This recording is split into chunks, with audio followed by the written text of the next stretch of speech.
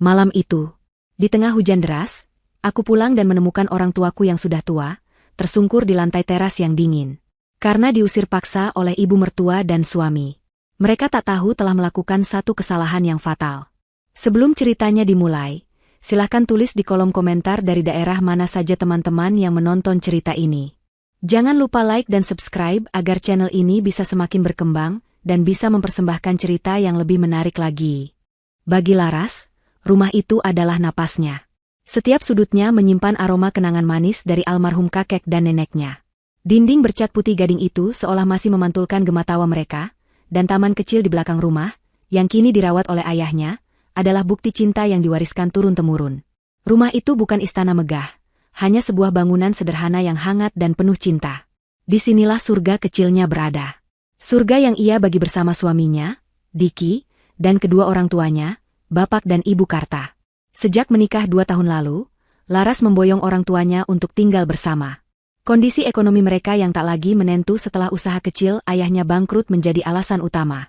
Namun lebih dari itu, Laras tak tega membiarkan mereka hidup sendiri di usia senja. Baginya, merawat orang tua adalah sebuah kehormatan, bukan beban.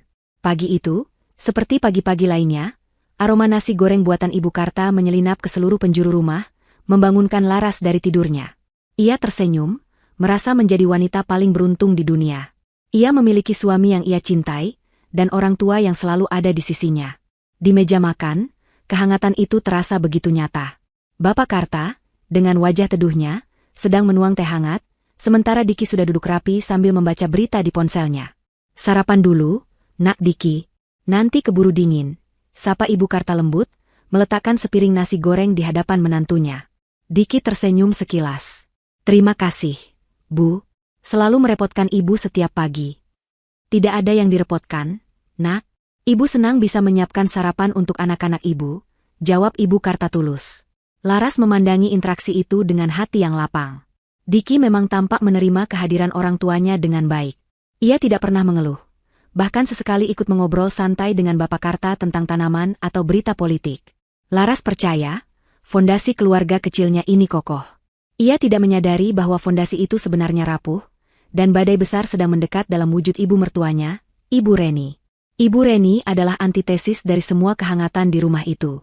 Ia adalah seorang wanita sosialita yang mengukur segalanya dari materi dan status sosial. Baginya, pernikahan Diki dengan Laras, seorang pegawai biasa yang orang tuanya bangkrut, adalah sebuah aib yang terpaksa ia terima. Kunjungannya ke rumah mereka selalu membawa hawa dingin yang menusuk.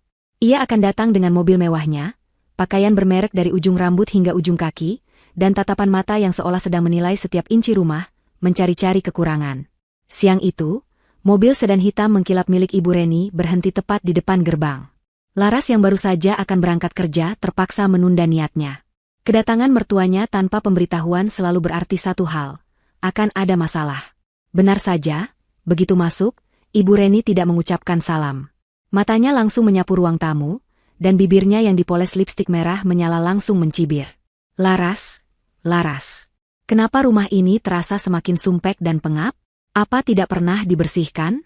Lihat, ada debu di atas lemari itu," katanya dengan nada memerintah, menunjuk sudut ruangan yang bahkan nyaris tak terlihat. "Maaf, Bu. Mungkin Laras kurang teliti membersihkannya kemarin," jawab Laras sabar, berusaha menekan rasa kesalnya. Ibu Karta yang mendengar suara putrinya segera keluar dari dapur dengan senyum ramah. "Oh, ada Bu Reni. Mari, Bu, silakan duduk. Mau dibuatkan minum apa?" Ibu Reni hanya melirik sekilas, tanpa membalas senyuman itu. "Tidak perlu. Saya tidak haus. Saya hanya ingin melihat keadaan anak saya. Kasihan Diki, pasti lelah sekali bekerja seharian lalu pulang ke rumah yang seperti pasar." Ucapan itu bagai sembilu yang mengiris hati Ibu Karta dan Laras. Namun mereka memilih diam. Melawan Ibu Reni hanya akan memperkeruh suasana, dan Laras tidak ingin Diki terjebak dalam posisi yang sulit. Selama ini, Laras selalu berpikir bahwa diamnya adalah cara terbaik untuk menjaga kedamaian. Ia salah besar. Diamnya justru dianggap sebagai kelemahan, sebuah persetujuan atas segala penghinaan yang dilontarkan mertuanya. Puncak dari segala drama itu terjadi seminggu kemudian. Ibu Reni mengumumkan akan mengadakan makan malam di rumah Laras dan Diki. Ia mengundang beberapa teman arisannya yang ia sebut sebagai kalangan elit. Tujuannya jelas, Ia ingin menunjukkan bahwa meskipun menantunya biasa-biasa saja, ia masih punya kendali atas rumah putranya. Laras dan ibunya terpaksa bekerja keras seharian, memasak berbagai hidangan mewah pesanan Ibu Reni. Mereka ingin semua berjalan sempurna, agar tidak ada lagi celah bagi Ibu Reni untuk menghina. Malam itu, para tamu Ibu Reni datang dengan penampilan glamor mereka. Mereka memandang Bapak dan Ibu Karta dengan tatapan aneh, seolah bertanya-tanya siapa dua orang tua berpenampilan sederhana itu. Ibu Reni memperkenalkan mereka dengan nada enggan. "Oh, ini orang tuanya Laras. Mereka tinggal di sini." Kata-katanya menggantung, membiarkan para tamunya menarik kesimpulan sendiri. Suasana di meja makan terasa kaku. Laras berusaha tersenyum, sementara Diki lebih banyak diam, sesekali tertawa kecil menanggapi lelucon teman-teman ibunya. Bapak dan Ibu Karta merasa canggung, mereka hanya menunduk dan makan dalam diam. Ketika hidangan utama selesai, tiba saatnya menyajikan sup asparagus krim, hidangan penutup yang disiapkan khusus oleh Ibu Karta. Dengan hati-hati, Ibu Karta membawa mangkuk besar berisi sup panas itu ke meja makan. Saat hendak meletakkannya di tengah meja, entah disengaja atau tidak, Ibu Reni menggeser sedikit kursinya ke belakang. Kaki kursi itu menyandung langkah Ibu Karta yang sudah sedikit goyah karena usia. Keseimbangan Ibu Karta hilang. Mangkuk porselen itu terlepas dari tangannya, dan sebagian kuah sup yang masih panas itu tumpah, mengenai punggung tangan Ibu Karta sebelum pecah berantakan di lantai. Aduh! Ibu Karta memekik pelan, menahan perih di tangannya yang langsung memerah. Semua orang terkejut. Laras segera bangkit dari kursinya untuk menolong ibunya. Namun, sebelum ia sempat bergerak, suara dingin Ibu Reni menghentikan segalanya. Suara itu tidak terdengar panik atau khawatir, melainkan penuh dengan amarah dan kebencian yang tertahan. Di hadapan semua tamunya, dengan tatapan menghina, Ibu Reni menunjuk besannya yang sedang kesakitan. "Lihatlah, sudah tua, ceroboh, hanya bisa merusak suasana. Kalau kerja tidak becus, lebih baik tidak usah di sini. Hanya menyusahkan anakku saja." Waktu seolah berhenti. Kata-kata itu begitu tajam, begitu kejam, hingga udara di sekitar mereka terasa membeku. Para tamu saling berbisik, melemparkan pandangan kasihan yang dibuat-buat. Bapak Karta mengepalkan tangannya di bawah meja, wajahnya memerah menahan amarah yang tak bisa ia luapkan. Ibu Karta hanya bisa menunduk. Air matanya mulai menetes, bukan karena rasa perih di tangannya, tapi karena hatinya yang hancur berkeping-keping. Laras mematung. Ia menatap ibunya yang terhina, ayahnya yang tak berdaya, dan kemudian tatapannya beralih pada Diki. Inilah momen yang paling menyakitkan. Suaminya, pelindungnya, pria yang seharusnya membelanya dan keluarganya, hanya duduk diam membisu. Tak ada sepatah kata pun pembelaan yang keluar dari bibirnya. Ia hanya menatap lantai dengan ekspresi serba salah, seolah berharap bisa menghilang dari sana. Dalam keheningan yang memekakan itu, Laras merasa surga kecilnya telah terkoyak. Kepercayaan dan cintanya pada Diki mulai retak. Malam itu, ia sadar bahwa perang untuk mempertahankan harga diri keluarganya baru saja dimulai, dan ia harus menghadapinya sendirian. Malam setelah insiden sup panas itu terasa panjang dan mencekam. Setelah para tamu pulang, Ibu Reni pergi tanpa mengucapkan sepatah kata pun, meninggalkan kekacauan dan hati yang terluka di belakangnya. Laras segera membawa ibunya ke kamar, mengobati luka bakarnya dengan salep sambil menahan air mata yang mendesak keluar. Ibu Karta terus berkata bahwa itu bukan apa-apa, hanya kecelakaan kecil. Tapi Laras tahu, luka yang paling perih bukanlah yang ada di kulit ibunya, melainkan yang tergores di dalam jiwanya. "Sudahlah, Enduk, tidak apa-apa. Mungkin ibu memang kurang hati-hati," bisik Ibu Karta lirih, berusaha menenangkan putrinya, padahal dialah yang paling tersakiti. "Ini bukan salah ibu," desis Laras, suaranya bergetar karena marah. "Ini semua salah mereka." Malam itu Laras mencoba berbicara pada Diki. Ia menemukan suaminya duduk termenung di balkon. Saat Laras menumpahkan semua kekecewaan dan kemarahannya, Diki hanya memberikan jawaban yang membuat hatinya semakin hancur. "Sudahlah, Ras. Mama mungkin sedang lelah saja. Kamu tahu kan sifatnya bagaimana? Tidak usah dibesar-besarkan," kata Diki, menghindari tatapan mata Laras. "Dibesar-besarkan? Diki, dia menghina ibuku di depan banyak orang. Dia menyakiti ibuku. Dan kamu hanya diam. Kamu membiarkan itu terjadi," sergah Laras, suaranya meninggi. "Lalu aku harus bagaimana? Melawan ibuku sendiri? Membuat keributan yang lebih besar? Pikirkan posisiku, Ras," balas Diki dengan nada frustrasi.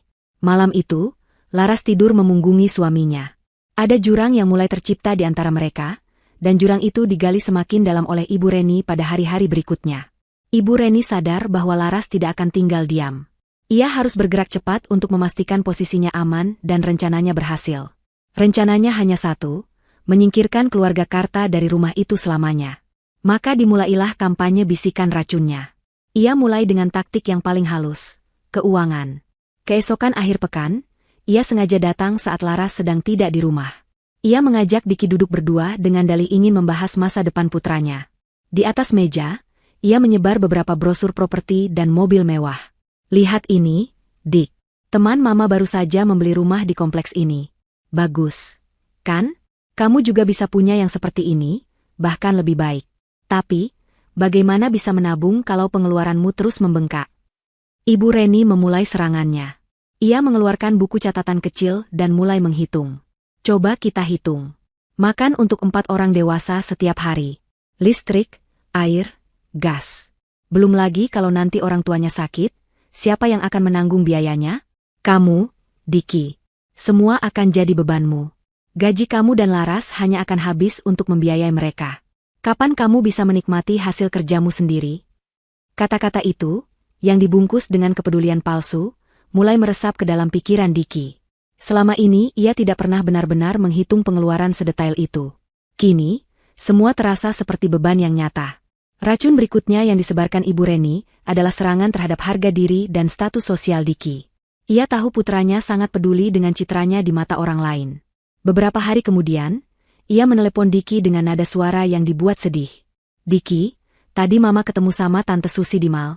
Dia tanya, kenapa kamu masih belum pindah dari rumah warisan itu? Terus dia bilang, dia dengar kamu sekarang menampung mertuamu yang sudah tidak punya apa-apa.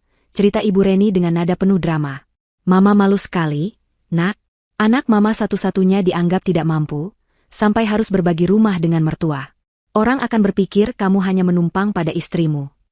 Serangan itu tepat mengenai sasaran. Ego Diki sebagai seorang pria dan kepala keluarga terluka. Ia mulai merasa kehadiran Bapak dan Ibu Karta di rumahnya adalah sebuah penanda kegagalan.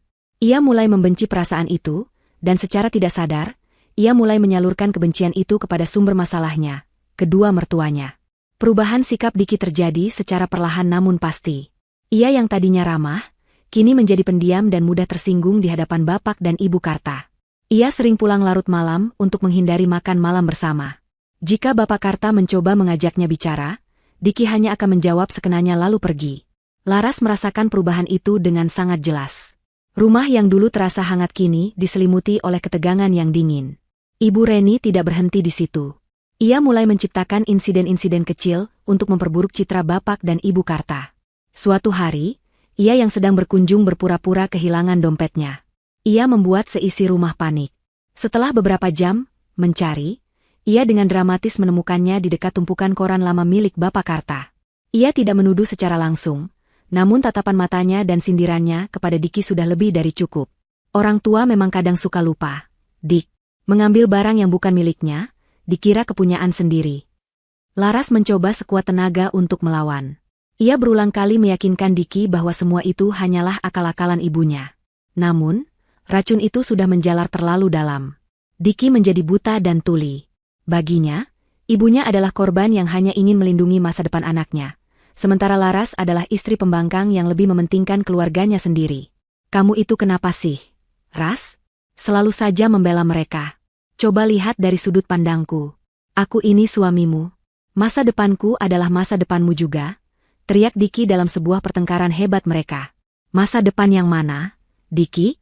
Masa depan yang dibangun di atas penderitaan orang tuaku, balas Laras tak kalah keras. Pertengkaran mereka semakin sering terjadi, mengikis sisa-sisa cinta yang pernah ada. Laras merasa lelah, seolah berjuang sendirian di tengah badai. Ia sering menangis dalam diam di kamarnya, sementara orang tuanya berpura-pura tidak mendengar apa-apa, menanggung rasa sakit dan merasa bersalah karena kehadiran mereka telah merusak rumah tangga putri satu-satunya.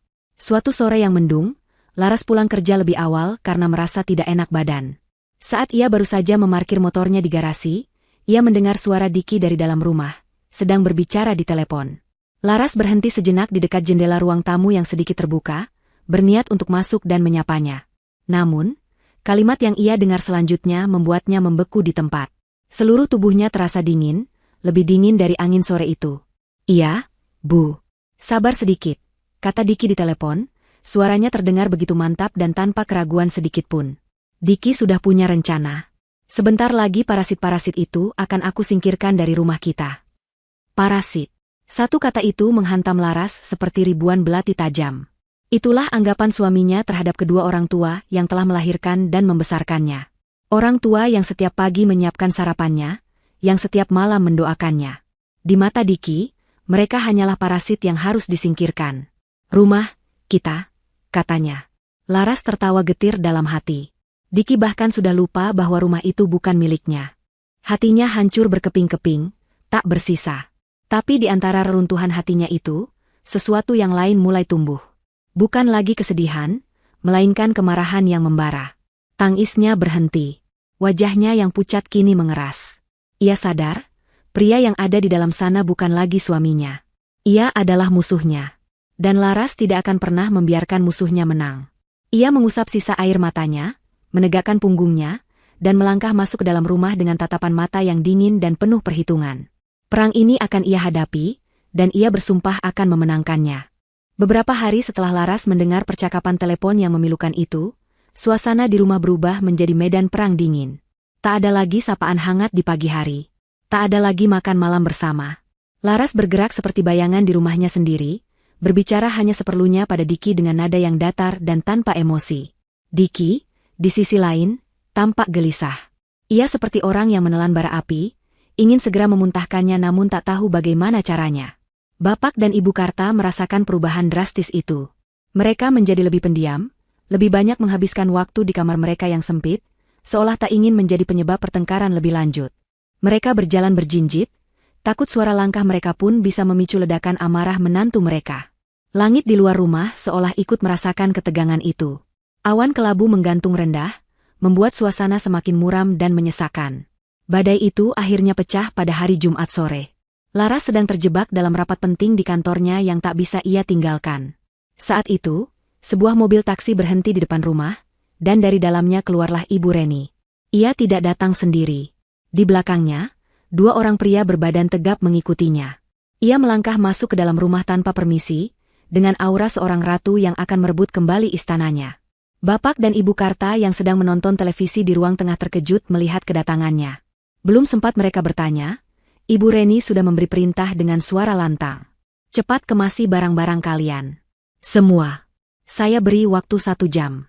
Setelah itu, saya tidak mau lagi melihat wajah kalian di rumah anak saya ini, katanya tanpa basa-basi, sambil menunjuk ke arah kamar mereka. Bapak Karta, yang kesabarannya telah habis, akhirnya berdiri.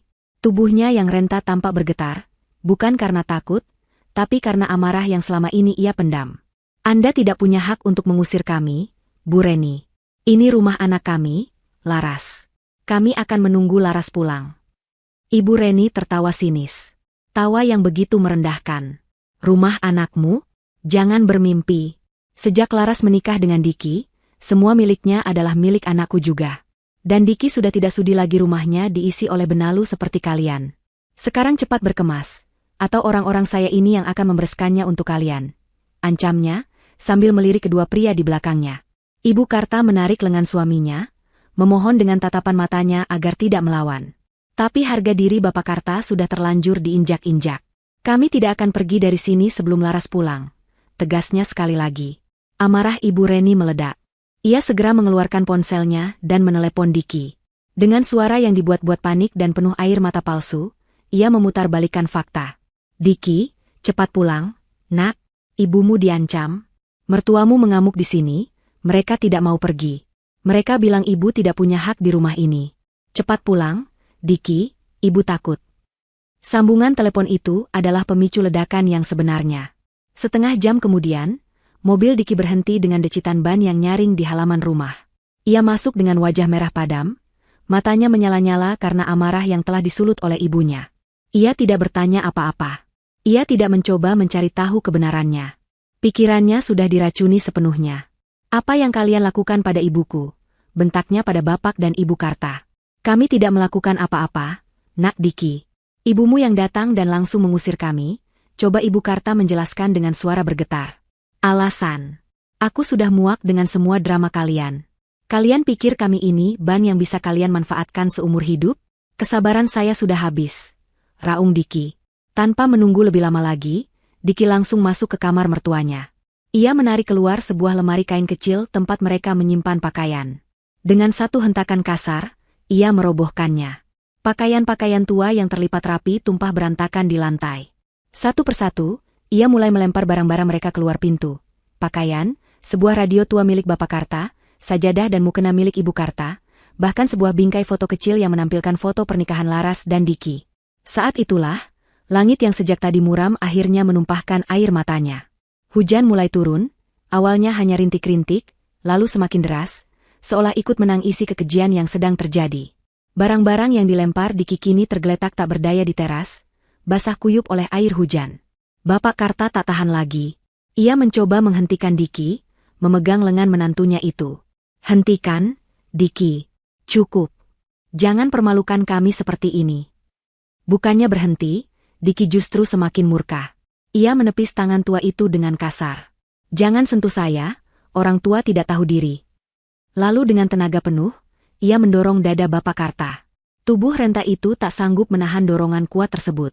Bapak Karta terhuyung ke belakang, kehilangan keseimbangan, dan jatuh tersungkur di lantai teras yang dingin dan basah oleh air hujan. Ibu Karta menjerit histeris, segera berlari menghampiri suaminya yang mengerang kesakitan. Ibu Reni hanya tersenyum puas menyaksikan pemandangan itu. Kemenangan ada di pihaknya. Tepat pada saat itu, sebuah mobil masuk ke halaman. Lampu depannya yang terang menembus tirai hujan, menyinari pemandangan tragis di teras rumah. Seorang pria tua yang tersungkur di lantai basah, seorang wanita tua yang menangis memeluknya, tumpukan barang yang basah kuyup, dan seorang pria serta ibunya yang berdiri dengan angkuh seperti algojo. Laras keluar dari mobil. Untuk sesaat, ia mematung. Otaknya menolak untuk memproses apa yang dilihat matanya. Dunianya runtuh dalam hitungan detik. Tapi rasa kaget dan sakit itu dengan cepat tergantikan oleh amarah yang membakar jiwanya. Ia berlari menerobos hujan, tidak peduli gaun kerjanya basah kuyup. Hal pertama yang ia lakukan adalah berlutut di samping ayahnya, membantunya untuk duduk. "Ayah, Ibu, tidak apa-apa?" tanyanya, suaranya tercekat. Ia kemudian berdiri dan menatap Diki dan Ibu Reni. Tatapannya bukan lagi tatapan seorang istri atau menantu yang terluka. Itu adalah tatapan seorang musuh. Dingin, tajam, dan penuh dengan janji pembalasan. Diki, yang sedikit terkejut dengan kedatangan Laras yang tiba-tiba, mencoba membela diri. "Laras, kamu lihat sendiri kan kelakuan orang tuamu. Mereka melawan ibuku." Laras tidak menjawab. Ia hanya menatap Diki, lalu beralih ke Ibu Reni, seolah sedang mematri wajah mereka dalam ingatannya. Air hujan yang membasahi wajahnya menyamarkan air mata amarah yang mulai mengalir di pipinya. Ia membantu ayahnya berdiri, memapahnya perlahan menuju mobilnya, sementara ibunya mengikuti di belakang sambil terisak. Sebelum masuk ke mobil, Laras berhenti sejenak dan berbalik. Di tengah derasnya hujan, ia menatap lurus ke mata Diki yang berdiri di ambang pintu rumah warisan kakek neneknya. Dengan suara yang bergetar namun terdengar jelas di antara gemuruh hujan, ia mengucapkan sebuah sumpah. "Catat hari ini. Catat tanggal dan jamnya. Kalian akan mengemis. Kalian akan bersujud di kakiku untuk meminta maaf atas apa yang kalian lakukan pada orang tuaku hari ini. Aku bersumpah." Setelah mengucapkan kalimat itu, Laras masuk ke mobilnya. Ia tidak menoleh lagi ke belakang. Ia menyalakan mesin dan melaju pergi meninggalkan halaman rumah itu, meninggalkan masa lalunya, meninggalkan pria yang pernah ia cintai, dan meninggalkan surga kecilnya yang kini telah berubah menjadi neraka. Di dalam mobil, hanya terdengar suara isak tangis ibunya dan deru hujan yang seolah menjadi saksi bisu atas sumpahnya malam itu. Hujan deras di luar menjadi musik latar yang mengiringi perjalanan mereka menuju ketidakpastian. Di dalam mobil, keheningan terasa lebih memekakan daripada suara petir yang sesekali menyambar. Laras mencengkeram setir dengan buku-buku jarinya yang memutih, berusaha fokus pada jalanan yang licin sambil menahan gejolak emosi yang mengancam akan meledak. Di kursi belakang, ia bisa mendengar isak tangis ibunya yang tak kunjung berhenti, bercampur dengan suara napas ayahnya yang berat dan tersengal, menahan sakit di tubuh dan hatinya. Setiap isakan itu bagai cambuk yang melecut jiwanya, mengobarkan api dendam yang baru saja tersulut. Laras tidak membawa orang tuanya ke rumah kerabat. Ia tahu, hal itu hanya akan menimbulkan lebih banyak pertanyaan dan rasa malu bagi kedua orang tuanya. Ia butuh tempat yang netral, tempat di mana mereka bisa menenangkan diri tanpa tatapan menghakimi dari orang lain. Pikirannya bekerja cepat. Ia teringat sebuah penginapan kecil yang bersih dan tenang di pinggir kota, tempat ia pernah singgah saat melakukan perjalanan dinas. Tanpa ragu, ia membelokkan mobilnya ke arah sana. Setibanya di sana, Laras menyewa sebuah kamar paviliun dengan 2 kamar tidur. Ia memapah ayahnya masuk, sementara ibunya mengikuti dengan langkah gontai, wajahnya sembab dan tatapannya kosong. Laras segera memesan air hangat dan makanan. Dengan sabar, ia merawat kedua orang tuanya. Ia membuatkan ayahnya teh jahe hangat untuk meredakan dingin, membantu ibunya mengeringkan rambut, dan memastikan mereka memakan sesuatu meskipun mereka mengaku tidak lapar. Ia bergerak seperti robot, melakukan semua yang harus dilakukan, menekan dalam-dalam rasa sakitnya sendiri. Malam ini, ia tidak boleh lemah. Ia harus menjadi benteng bagi kedua orang tuanya yang rapuh. Maafkan bapak dan ibu ya, enduk. Gara-gara kami, rumah tanggamu jadi hancur. Ucap Bapak Kartaliri setelah mereka selesai makan, suaranya serak menahan tangis. Laras menggenggam tangan ayahnya yang keriput dan dingin. Ini bukan salah ayah atau ibu. Jangan pernah berpikir seperti itu.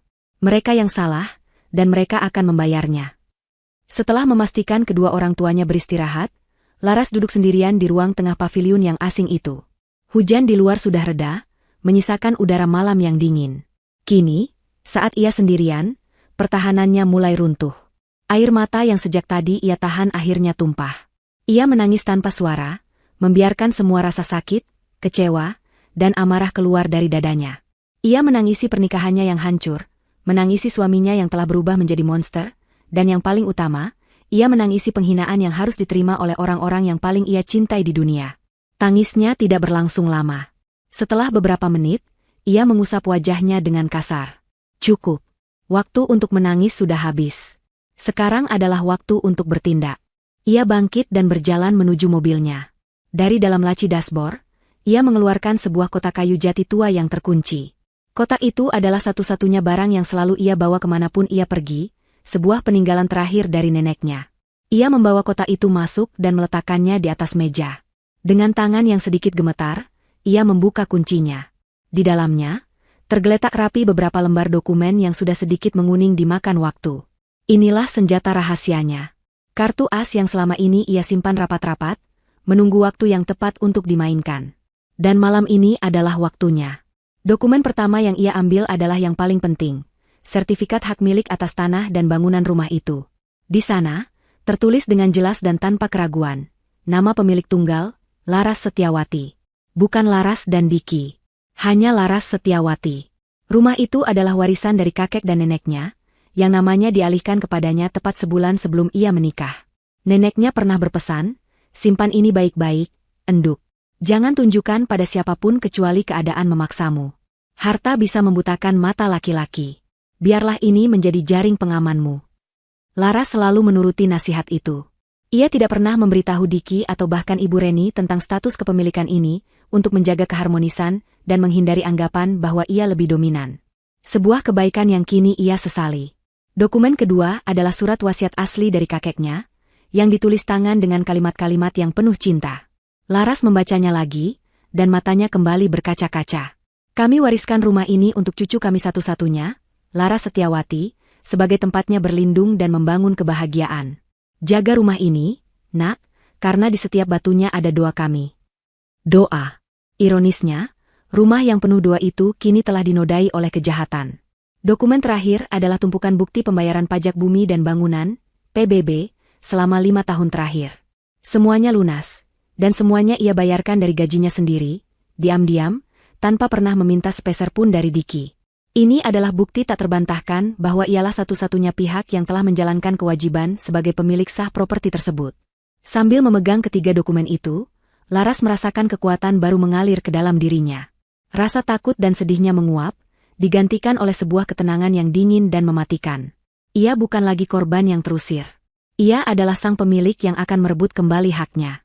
Diki dan Ibu Reni bukan lagi keluarga. Mereka adalah penghuni liar yang telah menempati propertinya secara ilegal dan melakukan perbuatan tidak menyenangkan. Ia mengambil ponselnya.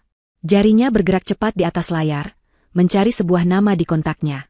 Sebuah nama yang ia simpan untuk keadaan darurat, Bapak Tirtayasa, pengacara. Beliau adalah teman lama almarhum kakeknya, seorang pengacara senior yang terkenal tegas dan tak kenal kompromi. Ia menekan tombol panggil. Telepon itu tersambung setelah beberapa dering. Selamat malam, dengan kantor hukum Tirtayasa Rekan, sapa suara di seberang. Selamat malam, jawab Laras, suaranya terdengar mantap dan jelas. Nama saya Laras Setiawati, cucu dari almarhum Bapak Wijoyo. Saya butuh bantuan hukum secepatnya. Ada jeda sejenak, sebelum suara yang lebih berat dan berwibawa mengambil alih. Laras? Ini Om Tirta. Ada apa? Nak, kenapa menelepon selarut ini? Laras menarik napas dalam-dalam, mengumpulkan semua kekuatannya. Maaf mengganggu malam-malam, Om. Saya butuh bantuan Om untuk mengambil kembali properti saya di Jalan Kenanga. Rumah itu saat ini ditempati secara ilegal oleh suami dan ibu mertua saya. Terdengar helaan napas berat dari seberang. Saya mengerti. Bawa semua dokumenmu ke kantor saya besok pagi jam 8. Kita akan selesaikan ini. Baik, Om. Terima kasih, kata Laras.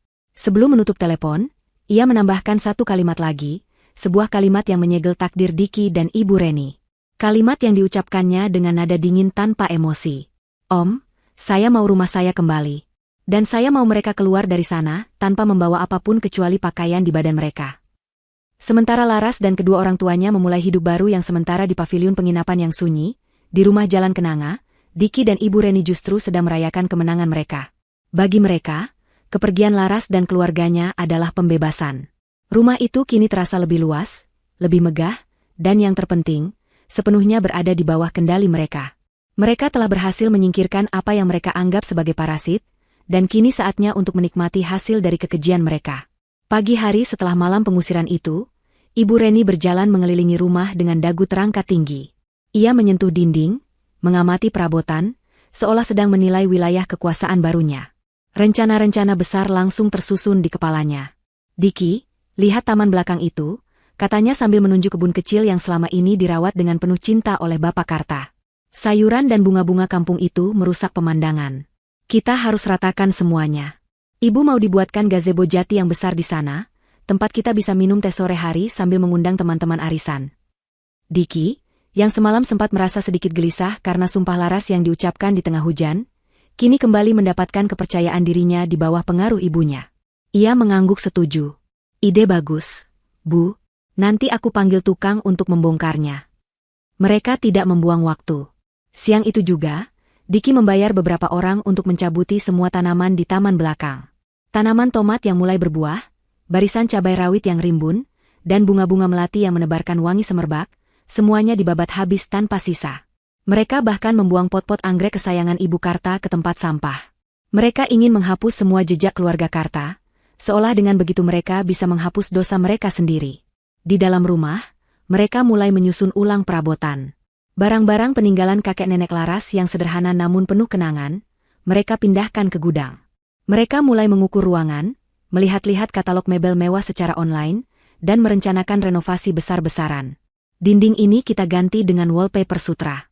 Lantainya kita ganti marmer impor. Dan untuk ruang tamu, kita beli sofa kulit asli dari Italia, racau Ibu Reni dengan mata berbinar-binar. Diki terbawa dalam euforia itu. Ia membayangkan dirinya menjadi tuan rumah yang dihormati, mengadakan pesta di rumahnya yang mewah, dan dipuji oleh semua orang. Ia berhasil meyakinkan dirinya sendiri bahwa apa yang ia lakukan adalah benar. Ia hanya mengambil apa yang seharusnya menjadi haknya sebagai suami. Laras? Diki yakin istrinya itu hanya marah sesaat. Laras pasti akan kembali, Bu, katanya pada ibunya dengan penuh keyakinan. Dia tidak akan bisa hidup tanpaku. Nanti kalau dia sudah merendahkan dirinya dan meminta maaf, baru akan aku izinkan dia kembali. Tentu saja, tanpa orang tuanya. Ibu Reni tersenyum licik. Tentu saja. Tapi jangan diterima begitu saja. Biarkan dia menderita dulu di luar sana. Biar dia tahu rasa bagaimana hidup susah.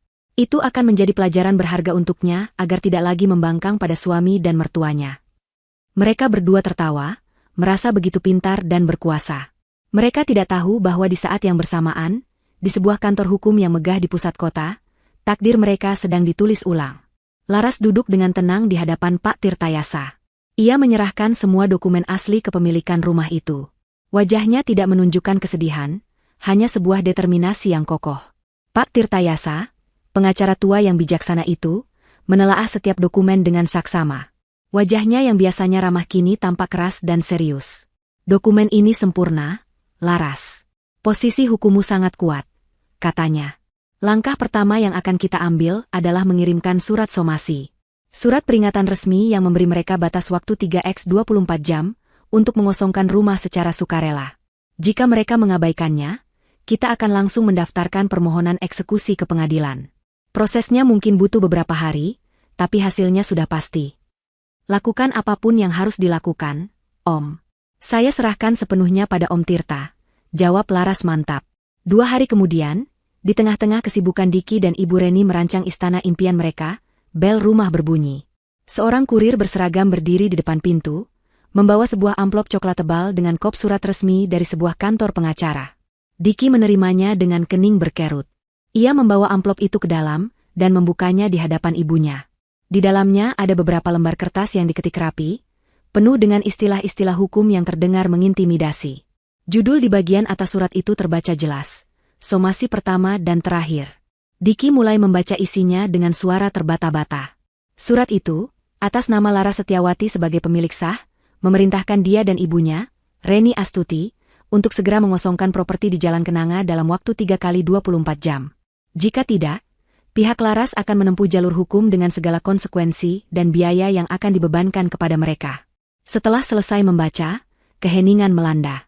Namun keheningan itu pecah bukan oleh rasa takut, melainkan oleh ledakan tawa dari Ibu Reni.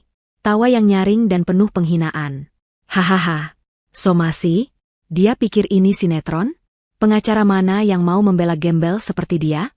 Paling-paling pengacara gratisan yang baru lulus kemarin sore. Cibirnya, Diki, yang awalnya sedikit terkejut, kini ikut tersenyum meremehkan. Egonya sebagai laki-laki tidak terima diancam oleh istri yang dianggapnya lemah. Ia harus menunjukkan pada ibunya bahwa ia adalah seorang pria yang memegang kendali. Ancaman kosong, Bu. Dia hanya mencoba menakut-nakuti kita. Dia tidak punya apa-apa. Apa yang bisa dia lakukan? Kata Diki. Untuk menegaskan ucapannya, Diki melakukan sebuah tindakan yang akan sangat ia sesali. Ia mengangkat tinggi-tinggi surat somasi itu agar ibunya bisa melihat dengan jelas. Lalu, dengan gerakan yang lambat dan teatrikal, ia merobek surat itu menjadi 2, lalu 4, lalu menjadi serpihan-serpihan kecil. Ia membiarkan potongan-potongan kertas itu berjatuhan di lantai marmer, seperti konfeti dalam sebuah perayaan kemenangan yang semu. Sambil menatap serpihan surat panggilan dari neraka itu, Diki tertawa pongah. Gertakan sambal. Dia pikir dia siapa? Kita lihat saja apa yang bisa dia lakukan. Di sudut ruangan, seekor cicak jatuh dari dinding, seolah menjadi pertanda buruk yang mereka abaikan. Mereka tidak sadar, dengan merobek surat itu, mereka baru saja merobek sisa kesempatan terakhir mereka untuk menyelamatkan diri. Jam waktu pembalasan telah mulai berdetak. 3 hari berlalu sejak surat somasi itu dirobek menjadi serpihan tak berarti. 3 hari yang bagi Diki dan Ibu Reni terasa seperti penegasan atas kemenangan mereka. Tidak ada telepon. Tidak ada pesan. Tidak ada tanda-tanda lebih lanjut dari Laras maupun pengacaranya. Setiap pagi, Ibu Reni akan menyindir, mana katanya pengacaranya? Mungkin takut dan lari. Dan Diki akan tertawa, semakin yakin bahwa semua itu hanyalah gertakan kosong dari seorang istri yang putus asa. Pagi di hari keempat adalah pagi yang cerah. Langit biru bersih tanpa awan. Diki bangun dengan perasaan ringan. Ia sudah menghubungi seorang kontraktor dan membuat janji untuk bertemu siang nanti guna membahas detail renovasi. Ibu Reni, dengan daster sutranya yang mewah, sedang menikmati secangkir teh ginseng di teras depan, sambil membolak-balik majalah interior. Kehidupan terasa sempurna. Mereka sudah benar-benar melupakan ancaman dalam surat yang telah mereka buang ke tempat sampah itu. Namun, ketenangan pagi itu mulai terusik oleh suara deru mesin yang tidak biasa. Bukan hanya satu, tapi beberapa mobil sekaligus. Sebuah sedan hitam mewah, sebuah mobil dinas berlogo pengadilan, dan sebuah truk kecil berisi beberapa pria berbadan tegap, berhenti berurutan tepat di depan gerbang rumah mereka. Pemandangan itu sontak menarik perhatian para tetangga, yang mulai mengintip dari balik tirai jendela mereka. Pintu sedan hitam itu terbuka. Yang pertama melangkah keluar adalah seorang pria parubaya yang gagah dalam setelan jas mahalnya, Pak Tirtayasa. Lalu, dari sisi lain, Laras melangkah keluar. Penampilannya membuat Ibu Reni, yang melihatnya dari teras, nyaris menjatuhkan cangkir tehnya. Ini bukan Laras yang ia kenal. Bukan menantunya yang selalu menunduk dengan pakaian sederhana. Laras yang berdiri di sana hari ini mengenakan blazer berwarna krem yang pas di badan, celana bahan hitam, dan sepatu hak tinggi yang menopang langkahnya dengan mantap. Rambutnya disanggul rapi ke belakang, memperlihatkan wajahnya yang dipoles riasan tipis namun tegas. Matanya yang dulu selalu memancarkan kelembutan, kini terlihat dingin, tajam, dan tanpa emosi. Ia tidak terlihat seperti korban yang datang untuk memohon, ia terlihat seperti seorang ratu yang datang untuk mengambil kembali kerajaannya. Seorang petugas dari pengadilan, yang membawa map besar di tangannya, melangkah maju dan mengetuk pintu depan dengan keras. 3 kali. Suara ketukan itu terdengar seperti genderang perang. Diki, yang baru saja selesai mandi dan hanya mengenakan kaos oblong serta celana pendek, membuka pintu dengan tampang kesal. Ia mengira itu adalah tukang koran atau sales yang mengganggu. Ada apa? Kalimatnya terputus. Matanya terpaku pada pemandangan di hadapannya. Ia melihat Laras, berdiri dengan angkuh di samping seorang pria yang tampak sangat penting. Ia melihat petugas berseragam. Ia melihat tatapan para tetangga. Dalam sekejap, senyum pongah yang terpasang di wajahnya sejak 3 hari lalu luntur, digantikan oleh kebingungan, lalu syok, dan akhirnya pucat pasi penuh ketakutan. Genggamannya pada gagang pintu melemah. Sebelum Diki sempat berkata apa-apa, Pak Tirtayasa melangkah maju. Suaranya tenang, namun bergema dengan otoritas yang tak terbantahkan, cukup keras untuk didengar oleh para tetangga yang mulai memberanikan diri keluar rumah. Selamat pagi. Saya Tirtayasa, kuasa hukum dari Ibu Laras Setiawati, pemilik sah dari properti dengan nomor sertifikat hak milik 0735, yang beralamat di Jalan Kenanga nomor 12, mulainya, secara formal dan jelas. Karena Anda, Saudara Diki dan Ibu Reni, dengan sengaja telah mengabaikan surat somasi yang kami kirimkan 3 hari yang lalu, maka berdasarkan penetapan Ketua Pengadilan Negeri nomor 15 PDTX 2025 PN, kami akan melaksanakan eksekusi pengosongan paksa atas properti ini, hari ini, saat ini juga. Ibu Reni yang mendengar itu segera berlari ke depan pintu. Wajahnya yang angkuh kini berubah panik. Apa-apaan ini? Kalian tidak bisa melakukan ini. Laras, kamu sudah gila? Ini rumah suamimu juga. Kamu mau jadi menantu durhaka? Teriaknya histeris. Laras hanya menatapnya dengan dingin, tanpa mengucapkan sepatah kata pun. Ia membiarkan hukum yang berbicara. Pak Tirtayasa dengan tenang menyerahkan salinan surat perintah dari pengadilan kepada Diki yang masih mematung seperti tersambar petir.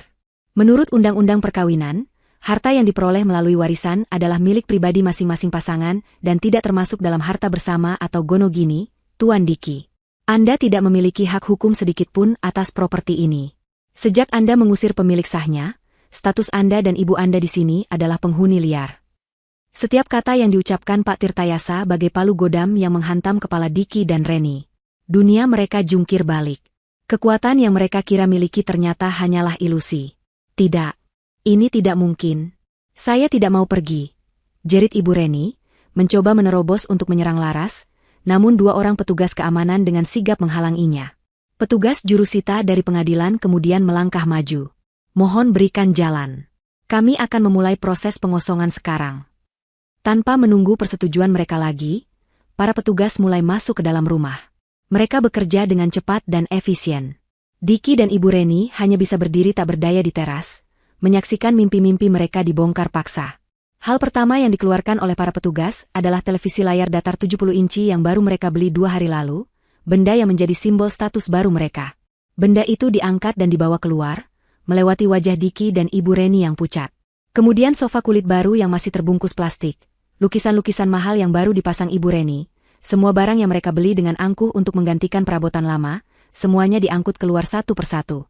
Para tetangga yang menonton dari seberang jalan mulai berbisik-bisik. Pemandangan ini jauh lebih dramatis daripada pengusiran keluarga Karta di tengah hujan. Kali ini, pengusiran itu disahkan oleh hukum dan disaksikan oleh puluhan pasang mata. Rasa malu yang mereka timpakan pada orang tua Laras, kini kembali kepada mereka berlipat-lipat ganda. Diki akhirnya tersadar dari syoknya. Ia menatap Laras dengan tatapan putus asa. Laras, aku mohon, jangan lakukan ini. Kita bisa bicarakan baik-baik, pintanya dengan suara gemetar. Laras akhirnya menatap mata Diki. Tapi di sana tidak ada lagi cinta atau belas kasihan. Hanya ada padang gurun yang dingin. Kesempatan untuk bicara baik-baik sudah kamu buang ke teras rumah ini bersama barang-barang orang tuaku di tengah hujan malam itu. Jawabnya datar. Pintu menuju negosiasi telah tertutup rapat. Proses eksekusi terus berjalan tanpa ampun. Istana yang mereka bangun di atas air mata orang lain, kini runtuh berkeping-keping di depan mata mereka sendiri. Proses eksekusi itu berjalan seperti sebuah operasi militer yang senyap namun brutal. Para petugas bergerak dengan efisiensi yang dingin, mengangkut keluar setiap barang yang melambangkan kesombongan Diki dan Ibu Reni. Setiap benda yang mereka keluarkan seolah menjadi penanda satu langkah lebih dekat menuju kehancuran total pasangan ibu dan anak itu. Di tengah-tengah proses yang metodis itu, Ibu Reni akhirnya sadar bahwa jalur hukum telah tertutup baginya. Satu-satunya senjata yang ia miliki sekarang adalah drama dan playing victim. Dengan energi yang tak terduga, ia menjatuhkan dirinya ke lantai teras yang berdebu. Rambutnya yang biasa tersanggul rapi kini ia buat acak-acakan. Ia mulai meraung-raung, tangisannya dibuat-buat agar terdengar semenyedihkan mungkin. Tolong, lihatlah semua. Lihatlah perbuatan menantu durhaka ini. Pekiknya, suaranya melengking tinggi, ditujukan kepada para tetangga yang jumlahnya semakin banyak berkumpul di seberang jalan. Aku ini mertuanya. Aku yang melahirkan dan membesarkan suaminya. Tapi lihat, dia tega mengusirku dari rumah ini seperti aku ini seekor anjing. Di mana hati nuranimu, Laras? Di mana balas budimu? Ia memukul-mukulkan tangannya ke dada, menampilkan pertunjukan seorang ibu tua yang teraniaya dengan begitu meyakinkan. Beberapa orang yang baru datang dan tidak tahu cerita lengkapnya mungkin akan mulai merasa iba. Laras, yang berdiri diam di dekat mobilnya, merasakan puluhan pasang mata kini tertuju padanya, beberapa di antaranya mulai memancarkan keraguan. Ia tetap diam, membiarkan Ibu Reni memainkan perannya hingga selesai. Ia tahu, kebohongan tidak akan bertahan lama di hadapan kebenaran. Diki, melihat ibunya berakting, merasa ada secercah harapan. Mungkin, pikirnya, tekanan dari masyarakat bisa meluluhkan hati Laras. Ia ikut memasang wajah memelas, menatap para tetangga seolah ia adalah korban dari istri yang kejam. Namun, skenario yang mereka harapkan hancur berantakan oleh satu suara. Suara itu datang dari Bu Asih, tetangga persis di sebelah rumah mereka, seorang ibu parubaya yang selama ini dikenal pendiam namun sangat baik pada keluarga Karta. Ia melangkah maju dari kerumunan, menyeberang jalan dengan tatapan mata yang tajam dan penuh amarah. Jangan bersandiwara, Bu Reni, bentak Bu Asih, suaranya lantang dan tegas, memecah keheningan. Sandiwara ibu sudah selesai. Ibu Reni terperanjat, aktingnya terhenti seketika. Apa maksudmu bicara seperti itu? Ibu bertanya apa maksud saya. Bu Asih kini berdiri hanya beberapa meter dari Ibu Reni, menunjuk lurus ke wajahnya. Kami semua ini saksinya. Kami mungkin diam, tapi mata dan telinga kami tidak buta atau tuli. Kami lihat dengan mata kepala kami sendiri bagaimana ibu dan anak ibu mendorong Pak Karta yang sudah tua sampai jatuh tersungkur di lantai ini, di tengah hujan deras malam-malam. Apa ibu pikir kami lupa? Pengakuan itu bagai bom yang meledak di tengah kerumunan. Suasana langsung riuh. Seorang bapak-bapak di belakang Bu Asih ikut bersuara, betul, saya juga lihat. Barang-barang mereka dilempar keluar seperti sampah. Saya dengar sendiri teriakan Mas Diki yang menghina mereka orang miskin. Kini, semua tatapan sinis dan menghakimi tidak lagi tertuju pada Laras, melainkan berbalik 180 derajat ke arah Diki dan Ibu Reni. Wajah mereka yang tadi penuh kepura-puraan kini pucat pasi. Topeng mereka telah dirobek di depan umum. Bu Asih belum selesai. Ia melangkah lebih dekat lagi, suaranya bergetar karena emosi. Dulu kalian mengusir mereka diam-diam di malam hari, saat hujan, berharap tidak ada yang melihat kekejian kalian. Sekarang, rasakan sendiri bagaimana rasanya dipermalukan di siang bolong, di hadapan semua orang yang kalian anggap remeh. Itu namanya karma, Bu Reni. Tuhan tidak tidur. Kata, karma, itu terdengar begitu keras, menggema di sepanjang jalan.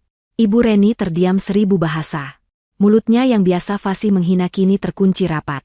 Ia mencoba menatap berkeliling mencari dukungan, tapi yang ia dapatkan hanyalah tatapan cemooh dan jijik. Reputasinya, status sosial yang begitu ia agung-agungkan, hancur lebur menjadi debu dalam hitungan menit. Diki merasa seolah bumi sedang terbelah di bawah kakinya. Rasa malu yang ia rasakan begitu luar biasa, membakar seluruh tubuhnya. Ia ingin lari, ingin bersembunyi, tapi kakinya terasa terpaku di lantai. Ia melihat beberapa rekan kerjanya yang kebetulan lewat, berhenti dan menonton dengan ekspresi kaget. Habislah sudah riwayatnya. Proses eksekusi akhirnya selesai. Rumah itu kini kosong melompong. Petugas jurusita kemudian memasang segel resmi di pintu depan, sebuah stiker besar yang menyatakan bahwa properti tersebut berada di bawah pengawasan pengadilan dan statusnya telah kembali kepada pemilik sah, Laras Setiawati. 2 orang petugas membawa keluar 2 buah koper berisi pakaian milik Diki dan ibunya, lalu meletakkannya begitu saja di trotoar jalan. Pak Tirtayasa mendekati Laras. Semua sudah selesai, Laras. Rumah ini kembali menjadi milikmu. Laras mengangguk pelan. Ia mengucapkan terima kasih kepada pengacaranya dan tim dari pengadilan. Sebelum masuk ke mobilnya, matanya sempat bertemu dengan mata Diki. Di mata suaminya itu, ia tidak melihat lagi arogansi, hanya ada kehancuran dan permohonan tanpa suara. Tapi bagi Laras, semua sudah terlambat. Ia tidak merasakan apa-apa lagi. Tidak benci, tidak cinta, hanya hampa. Ia masuk ke dalam mobilnya dan melaju pergi, meninggalkan Diki dan Ibu Reni yang berdiri terpaku di trotoar di samping dua koper mereka. Para tetangga masih berdiri di sana, menatap mereka dengan pandangan yang sulit diartikan, campuran antara kasihan dan puas. Mobil-mobil petugas pun satu persatu pergi, meninggalkan jalanan yang kembali sepi. Kini, hanya tersisa mereka berdua, diusir dari rumah yang bukan milik mereka, dipermalukan di hadapan dunia, tanpa punya tempat untuk dituju. Mereka kini benar-benar merasakan bagaimana rasanya menjadi orang terbuang, persis seperti yang mereka lakukan pada Bapak dan Ibu Karta. Namun kali ini tanpa ada seorang anak pun yang datang untuk menyelamatkan mereka. Matahari siang itu terasa begitu terik, seolah ikut membakar sisa-sisa harga diri Diki dan Ibu Reni yang tercecer di trotoar Jalan Kenanga. Kerumunan tetangga perlahan-lahan bubar, kembali ke rumah masing-masing, meninggalkan mereka berdua dalam kesunyian yang memalukan. Mereka berdiri di sana selama hampir 1 jam, di samping dua koper yang menjadi satu-satunya harta mereka yang tersisa. Mobil-mobil yang lewat seolah sengaja melambat, penumpangnya menatap mereka dengan rasa ingin tahu. Kita harus pergi dari sini, desis Diki, suaranya serak. Rasa malunya sudah tak tertahankan. Pergi kemana? Balas Ibu Reni ketus, tatapannya kosong menatap rumah yang kini tertutup rapat. Kau sudah menghancurkan segalanya, Diki. Pertengkaran pertama dari rentetan pertengkaran panjang mereka pun dimulai. Di pinggir jalan itu, mereka mulai saling menyalahkan. Ibu Reni menyalahkan Diki yang ia sebut sebagai laki-laki lemah dan bodoh, karena tidak mengetahui status kepemilikan rumah. Diki balas menyalahkan ibunya yang terus-menerus meracuni pikirannya, dan memaksanya melakukan tindakan keji itu. Cinta dan rasa hormat di antara ibu dan anak itu menguap, digantikan oleh kebencian dan penyesalan. Dengan sisa uang di dompet Diki, mereka akhirnya menyewa taksi. Ibu Reni mencoba menghubungi beberapa teman sosialitanya, berharap ada yang mau menampung mereka untuk sementara. Namun hasilnya nihil. Teleponnya ditolak, atau dijawab dengan berbagai alasan sibuk. Berita tentang pengusiran mereka yang memalukan rupanya menyebar lebih cepat dari api. Tak ada yang mau berurusan dengan orang yang sudah jatuh dan kehilangan status. Mereka akhirnya tidak punya pilihan lain selain mencari tempat penginapan termurah. Pencarian itu membawa mereka ke sebuah gang sempit dan kumuh di sudut kota. Mereka menyewa sebuah kamar kos bulanan yang pengap, dengan dinding yang catnya sudah mengelupas dan berjamur. Kamar itu hanya cukup untuk 1 tempat tidur dan sebuah lemari kecil. Kamar mandinya berada di luar dan harus digunakan bergantian dengan penghuni kos lain. Bau comberan dari selokan di depan kamar menusuk hidung. Inilah istana baru mereka. Lingkungan yang keras dan menyedihkan itu semakin memperburuk hubungan mereka. Setiap hari diisi dengan pertengkaran sengit. Mereka bertengkar karena uang yang semakin menipis, karena makanan yang hanya seadanya, karena suara berisik dari tetangga sebelah. Ibu Reni, yang terbiasa hidup dilayani dan serba mewah, tidak bisa menerima kenyataan pahit itu. Ia jatuh sakit. Bukan sakit fisik yang parah, melainkan sakit yang lahir dari stres, depresi, dan tekanan jiwa. Ia hanya berbaring di tempat tidur sepanjang hari, meratapi nasibnya dan terus-menerus menyalahkan Diki. Kejatuhan Diki tidak hanya berhenti di situ. Beberapa hari kemudian, ia dipanggil untuk menghadap atasannya di kantor. Video amatir tentang proses eksekusi rumahnya ternyata telah beredar luas di grup-grup WhatsApp kota mereka, lengkap dengan kesaksian para tetangga. Pihak perusahaan merasa citra mereka tercoreng oleh skandal pribadi karyawannya yang dianggap tidak beretika. Dengan berat hati, Diki diberhentikan dari pekerjaannya. Kini, mereka benar-benar berada di titik terendah. Tanpa rumah, tanpa pekerjaan, tanpa teman, dan dengan uang yang hampir habis. Diki terpaksa menjual mobilnya dengan harga sangat murah untuk menyambung hidup. Ia mulai mencari pekerjaan apa saja, namun reputasinya yang buruk membuatnya sulit diterima dimanapun. Akhirnya, ia terpaksa bekerja sebagai kuli angkut di pasar, sebuah pekerjaan yang dulu tidak pernah terlintas sedikit pun dalam benaknya. Setiap hari ia pulang dengan tubuh penuh peluh dan bau, membawa upah yang hanya cukup untuk membeli nasi bungkus untuknya dan ibunya. Di tengah penderitaan itu, hanya ada satu nama yang terus berputar di kepala Diki, Laras. Ia mulai merindukan Laras, bukan hanya sebagai istri, tapi sebagai penyelamat. Ia membayangkan kelembutan Laras, masakan Laras, senyuman Laras. Ia meyakinkan dirinya sendiri bahwa di balik tatapan dingin Laras tempo hari, pasti masih ada sisa cinta untuknya. Keputusasaan membuatnya nekat. Suatu sore, setelah mendapat sedikit upah, Diki tidak langsung pulang. Ia pergi ke gedung kantor tempat Laras bekerja. Dengan pakaiannya yang lusuh dan bau keringat, ia menunggu di seberang jalan, mengamati setiap orang yang keluar dari gedung itu. Setelah hampir 2 jam menunggu, ia akhirnya melihat sosok yang ia cari. Laras berjalan keluar bersama beberapa temannya, tampak begitu profesional dan bahagia. Hati Diki terasa diremas. Dengan sisa-sisa keberanian yang ia miliki, Diki berlari menyeberang jalan dan mengadang langkah Laras. Teman-teman Laras terkejut melihat penampilan Diki yang acak-acakan. Laras sendiri hanya menatapnya datar. Tanpa peduli pada tatapan orang-orang di sekelilingnya, Diki langsung berlutut di atas aspal parkiran yang panas. Ia menangis terseduh-seduh, sebuah tangisan penyesalan yang tulus namun sudah terlambat. Laras, maafkan aku. Aku mohon, maafkan aku. Isaknya, mencoba meraih ujung pakaian Laras. Aku salah, aku bodoh, aku dibutakan oleh ibuku. Tolong, Ras, terima aku kembali. Aku akan lakukan apa saja. Ibu sakit-sakitan, kami tidak punya apa-apa lagi. Aku mohon, beri aku satu kesempatan lagi. Laras menatap pria yang sedang bersujud di kakinya itu. Pria yang pernah menjadi suaminya, kini terlihat begitu menyedihkan. Tidak ada rasa benci di hatinya, yang ada hanya rasa kasihan yang hampa. Kasihan pada makhluk lemah yang telah menghancurkan hidupnya sendiri. Ia tidak mengucapkan sepatah kata pun. Dengan gerakan tenang, ia membuka tas tangannya dan mengeluarkan sebuah amplop putih. Bukan uang. Bukan surat pengampunan. Melainkan salinan surat gugatan cerai yang telah didaftarkan oleh pengacaranya pagi itu. Ia menjatuhkan amplop itu di depan Diki yang masih bersujud. Kertas itu mendarat pelan di atas aspal yang kotor. Pengacaraku akan menghubungimu, hanya itu yang Laras katakan. Suaranya dingin, tanpa getar, tanpa emosi. Setelah itu, ia berbalik, meninggalkan Diki yang terpaku menatap surat cerai itu. Ia berjalan menuju mobilnya tanpa menoleh sedikit pun. Saat ia menyalakan mesin mobilnya, ia melihat dari kaca spion, sosok Diki yang masih berlutut di tengah parkiran, memungut surat itu dengan tangan gemetar. Pintu maaf dan kesempatan kedua telah ia tutup rapat-rapat, dan ia menguncinya selamanya. Ia melajukan mobilnya, meninggalkan masa lalu yang kelam itu di belakang, menuju masa depan yang cerah dan bebas.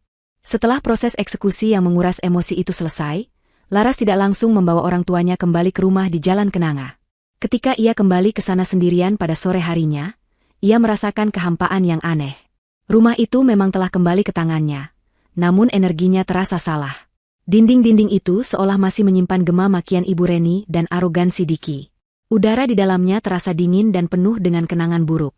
Laras sadar, ia tidak hanya perlu mengisinya kembali dengan perabotan, ia harus menyembuhkan luka rumah itu sendiri. Maka, dimulailah sebuah proyek besar. Proyek membangun kembali istananya. Laras memutuskan untuk merenovasi total rumah itu. Ini bukan lagi sekadar mengganti cat atau membeli sofa baru, ini adalah sebuah ritual penyucian.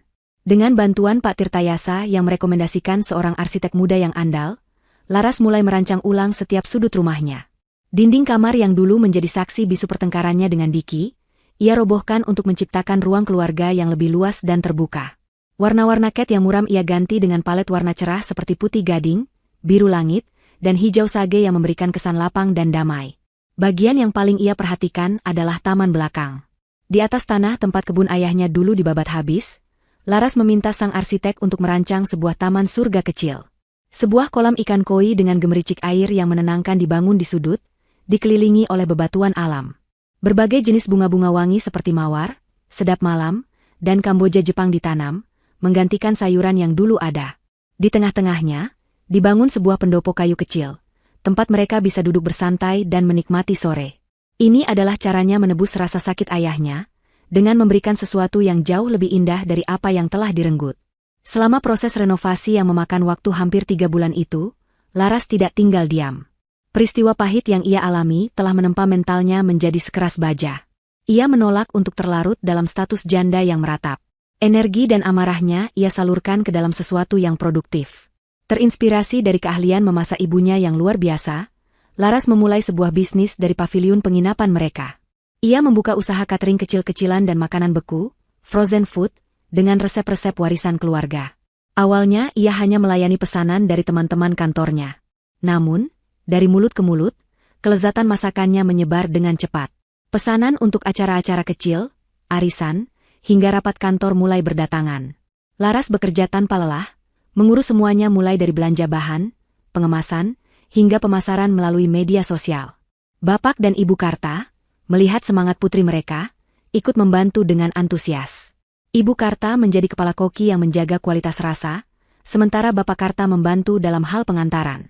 Aktivitas baru itu menjadi terapi bagi mereka semua, menyembuhkan luka batin mereka dengan kesibukan yang positif. 3 bulan kemudian, renovasi rumah itu selesai. Istana kecil mereka terlahir kembali, lebih cantik, lebih hangat, dan lebih megah dari sebelumnya. Hari itu, dengan mobil barunya yang ia beli dari keuntungan bisnisnya, Laras menjemput kedua orang tuanya. Ia tidak mengatakan apa-apa, hanya meminta mereka menutup mata saat mobil memasuki halaman rumah. Ketika Bapak dan Ibu Karta membuka mata, mereka terkesiap. Mereka berdiri di hadapan rumah yang terasa familiar namun sama sekali berbeda. Begitu melangkah masuk, air mata haru tak bisa mereka bendung. Mereka melihat sebuah rumah yang terang benderang, penuh dengan perabotan baru yang nyaman dan ditata dengan penuh selera. Laras kemudian membawa mereka ke kamar tidur utama yang luas, yang kini ia siapkan khusus untuk mereka. Ini kamar ayah dan ibu sekarang, kata Laras lembut. Tangis kedua orang tuanya pecah. Mereka bukan lagi penumpang yang menempati kamar sempit di belakang. Putri mereka telah mengangkat derajat mereka setinggi-tingginya, menjadikan mereka raja dan ratu di istananya. Seminggu setelah mereka pindah, Laras mengadakan sebuah acara syukuran. Ia mengundang seluruh tetangga, termasuk Bu Asih, kerabat dekat, dan teman-temannya. Halaman depan rumah dipenuhi oleh tawa dan obrolan hangat. Aroma lezat dari hidangan bisnis catering Laras menyebar, menjadi ajang promosi yang sukses. Acara itu adalah deklarasi kemenangan Laras, sebuah penegasan bahwa ia tidak hancur, melainkan terlahir kembali menjadi lebih kuat. Di puncak acara, Laras berdiri di hadapan semua tamu dan meminta perhatian sejenak. Ia mengucapkan terima kasih atas semua dukungan yang telah ia terima. Lalu, ia berbalik menghadap kedua orang tuanya yang duduk di kursi kehormatan. Ayah, Ibu, mulainya, suaranya sedikit bergetar menahan haru. Laras tahu, ada satu impian terbesar ayah dan ibu yang selama ini belum terwujud karena keadaan. Laras mungkin tidak bisa mengembalikan waktu yang hilang atau menghapus semua luka, tapi Laras ingin mencoba mewujudkan mimpi itu sekarang. Ia memberikan sebuah kotak berbalut kertas emas kepada ayahnya. Dengan tangan gemetar, Bapak Karta membukanya. Di dalamnya, tergeletak 2 buah paspor, 2 tiket pesawat menuju Jeddah, dan sebuah map berisi seluruh dokumen akomodasi dan jadwal perjalanan ibadah umrah. Untuk sesaat, Bapak dan Ibu Karta hanya bisa mematung menatap isi kotak itu. Impian mereka untuk bisa bersujud di Baitullah, sebuah mimpi yang mereka kira sudah terkubur selamanya bersama kebangkrutan mereka, kini ada di depan mata. Air mata kebahagiaan yang paling murni mengalir deras di pipi mereka yang keriput. Mereka bangkit dan memeluk putri tunggal mereka dengan erat. Isak tangis bahagia mereka terdengar oleh semua tamu, membuat banyak dari mereka ikut meneteskan air mata.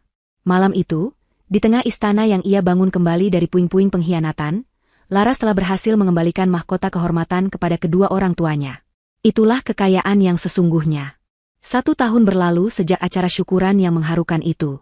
Kehidupan di rumah Jalan Kenanga mengalir dengan tenang dan penuh kebahagiaan, seperti gemericik air di kolam ikan koi yang kini menjadi pusat taman. Bisnis catering Laras, yang diberi nama Dapur Karta, berkembang pesat. Ia sudah memiliki beberapa karyawan dan sebuah dapur komersial kecil yang ia bangun di paviliun belakang rumah. Ia kini dikenal sebagai seorang pengusaha wanita yang ulet dan sukses.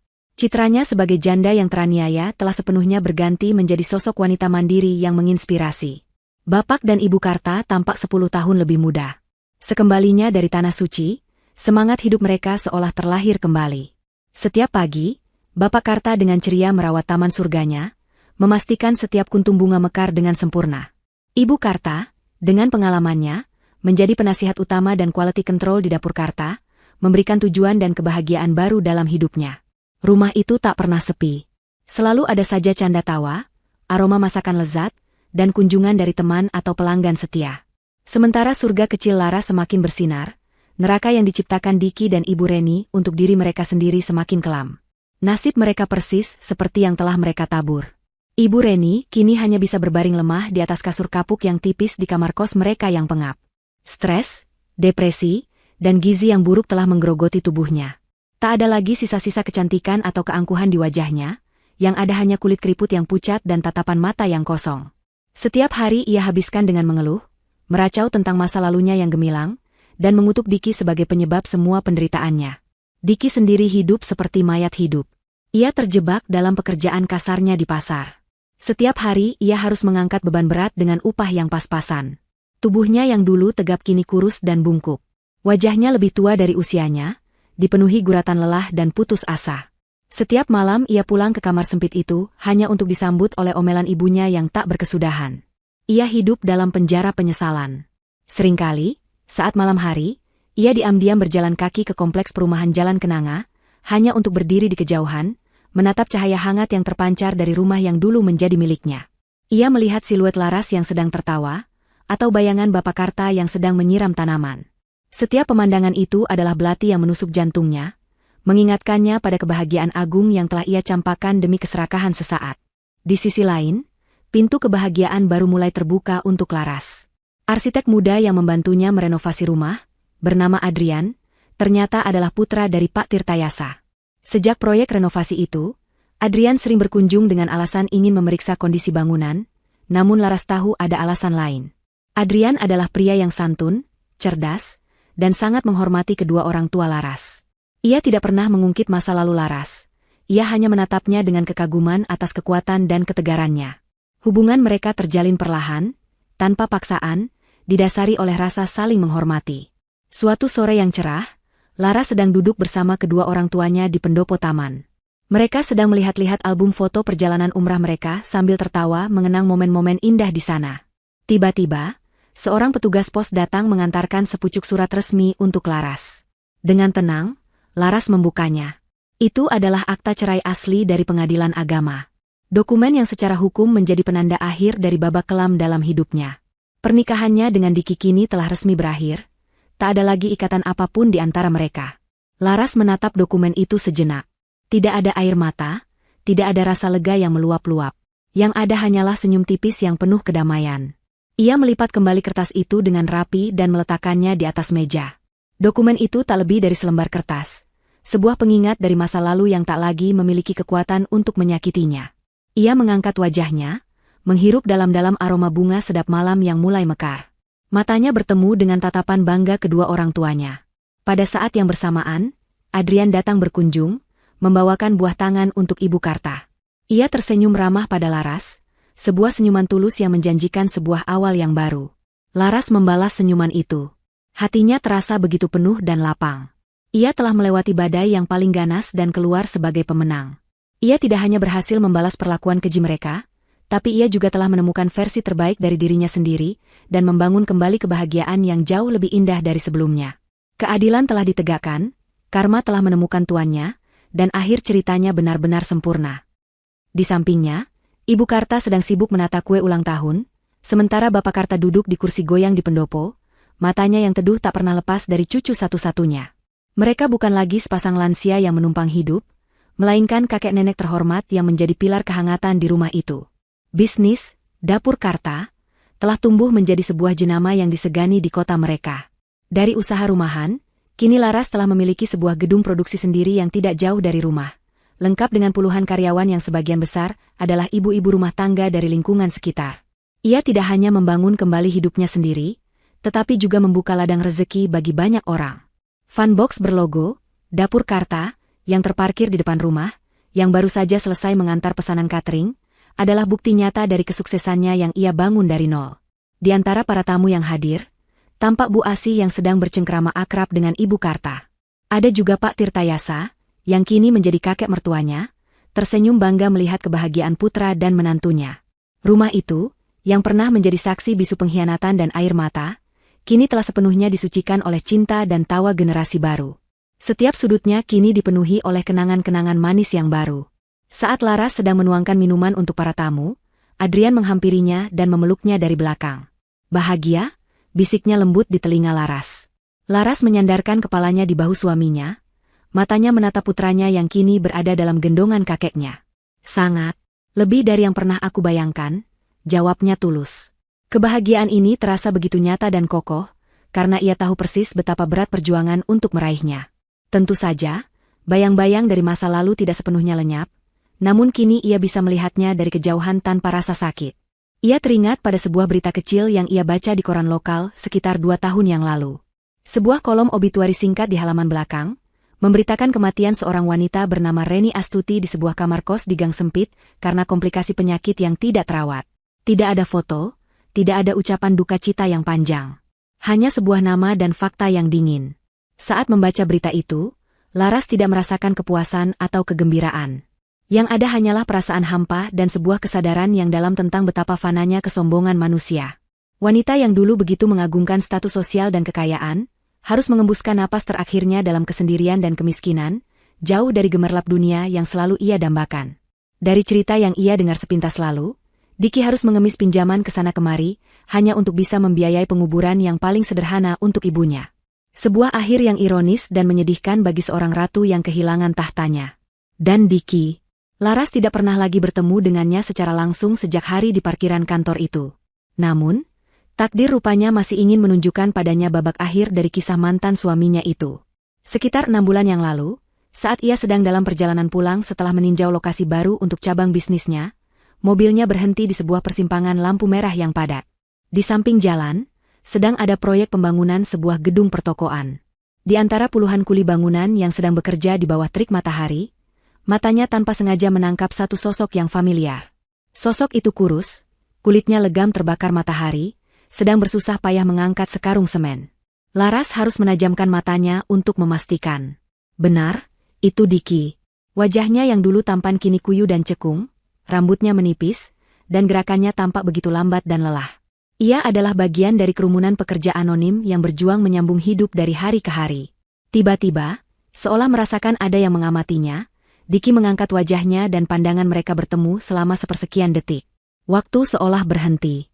Laras bisa melihat dengan jelas ekspresi di mata Diki. Bukan lagi amarah atau permohonan, melainkan kehampaan yang total.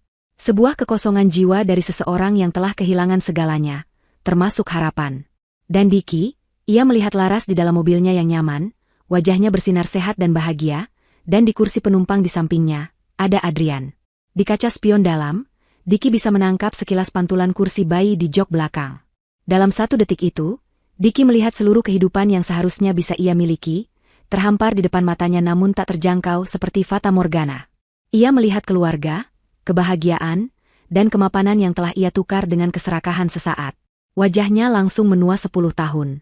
Ia membuang muka, kembali menunduk pada karung semennya, seolah beban di pundaknya itu adalah seluruh penyesalan hidupnya yang harus ia pikul selamanya. Lampu lalu lintas berubah hijau.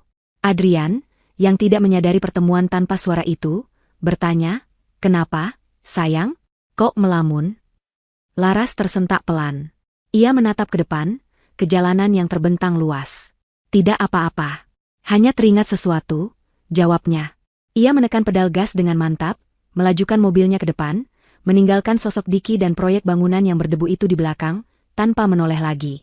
Malam itu, setelah pesta ulang tahun bintang selesai dan rumah kembali tenang, Laras menidurkan putranya di kamarnya. Ia menyelimuti bintang dan mengecup keningnya. Sebelum mematikan lampu, ia berhenti sejenak di ambang pintu, memandangi kamar yang penuh dengan mainan dan gambar-gambar ceria. Ia kemudian berjalan ke ruang keluarga, tempat Adrian sedang membaca buku sambil menunggunya.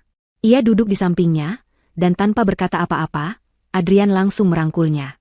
Laras memejamkan matanya, merasakan kehangatan yang nyata. Ia akhirnya mengerti. Ia tidak pernah benar-benar memaafkan Diki dan Ibu Reni, karena beberapa perbuatan memang tak layak dimaafkan. Namun, ia juga tidak lagi membenci mereka. Mereka telah menjadi begitu kecil dan tidak berarti dalam kehidupannya yang besar dan penuh warna. Kebahagiaan terbesarnya bukanlah karena melihat mereka menderita, melainkan karena ia berhasil membuktikan bahwa ia bisa hidup dan berkembang jauh lebih baik tanpa mereka. Pembalasan terbaiknya bukanlah kehancuran mereka, melainkan kebahagiaannya yang sempurna. Taman hatinya yang dulu diinjak-injak, kini telah kembali berbunga, jauh lebih indah dan lebih kuat dari sebelumnya. Dan kali ini, ia sendiri yang akan memastikan tidak akan ada hama yang bisa merusaknya lagi.